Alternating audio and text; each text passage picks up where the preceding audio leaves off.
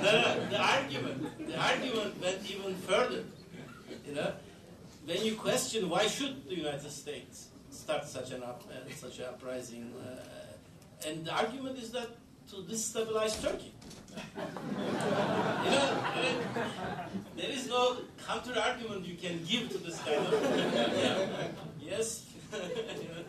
I don't have an explanation, but there is this widespread understanding, common understanding, both people on the elite level as well, that the United States is not giving enough importance and attention to Turkish interests in the Middle East.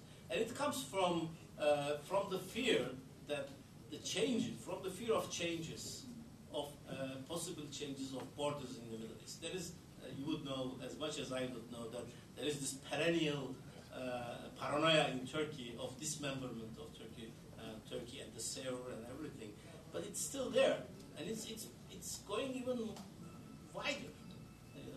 People do believe that there is the United States and Western countries which are effectively and actively trying to dismember Turkey. I wanted to answer his question as well. I actually think in some ways Erdogan's been pretty adept on the Syria question as far as the broader Arab world, considering he had invested so much in Assad, and then when it went over, he looked very vulnerable. But you talk to a lot of Arab leaders, even now, you still get the sense that they still don't necessarily want Assad to get overthrown.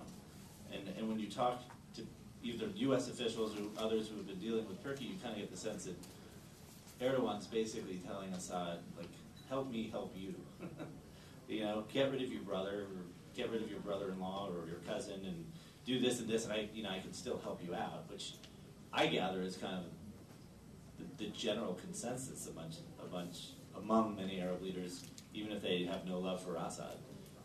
They don't want to see another Arab regime overthrown because it could hit them. So on the sort of elite level, I think that's the game he's playing, which is probably supported by a lot of Arab leaders. And he's, he had this opposition conference in Turkey for the Syrian opposition. He's allowing in the camp. So I don't know. I thought he's been pretty adept because he probably hasn't alienated himself from Arab leaders, but the street probably thinks he's doing something as well, even though, a lot of people would say he should be harder and really be pushing for his overthrow. But I think he's playing that game. Take one way in the back, and I think we're just about out of time. Way in the back against the wall there. This might be the last one, I think.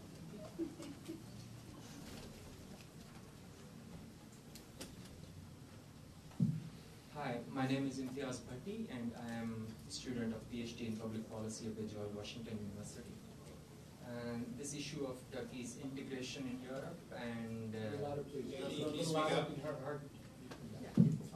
this issue of Turkey's integration in Europe and then Turkey's potential role Turkey can play in international affairs, given its soft power, as someone talked about its role in Afghanistan. I know all of the panelists have touched upon these issues, but I want to leave this conference room with some concrete takeaways. Can you summarize a few key points or key steps that the United States should be taking to improve its relations with Turkey and help it play a better and bigger role in the world? Tips the U.S. could take. Yeah, I think it's a very great question, and I think what I was trying and alluding to in my last sort of advice to Americans, we really need to, and there are initiatives at the State Department which I think are probably shuttled down to like the third or fourth tier to emphasize sort of U.S.-Turkish commercial cooperation, growing ties between education, all of the things that are supposedly soft, but I think matter quite a lot for a lot of the challenges in the Middle East when you look at education, for instance. And I just think this, you do a basic assessment of what Turkey might be able to do and what it's doing right now, and then doing in cooperation with the U.S. In some instances, we could actually punch above our weight in helping many of these societies reform their educational systems, their economies, and the role that Turkey is playing, I think, already with its commercial ties and interests. What I sense is that there's no real strategic, coordinated plan. And you can't do this from the sort of within government, but you need to have thicker sort of ties in those regards. Because it's those sorts of things, not the things like just elections and electoral reform, but helping these societies stand on their own, where I think Turkey is already playing sort of a quiet role in some instances, but can we actually cooperate together in this period of transition? I think we might be able to. I'll say 3 words: coordination, coordination, coordination. Talk to Turks and talk to Turks. That was the problem between 2003 and 2008. It has changed now. I think all the right policies are there. What we need is more emphasis. Before I came here, I looked through the articles, recent articles written on Turkey, because I'm being administrative. I don't follow much what's written now. But when I look at it, I haven't seen any single big issue on Turkish-American relations. No news. No news is a good news in Turkish-American relations.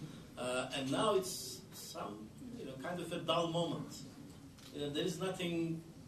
Nobody fights over anything about Turkish-American relations. So it seems to be that all the policies are there. What we need is more emphasis and more talk, and making Turkey a case in itself.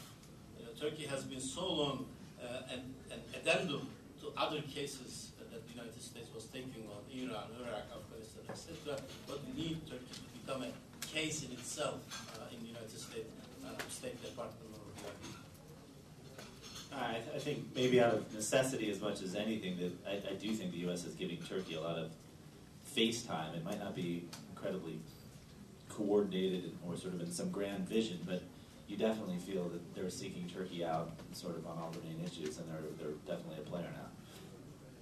Well, I'd like to thank you all for great questions and to thank the panel for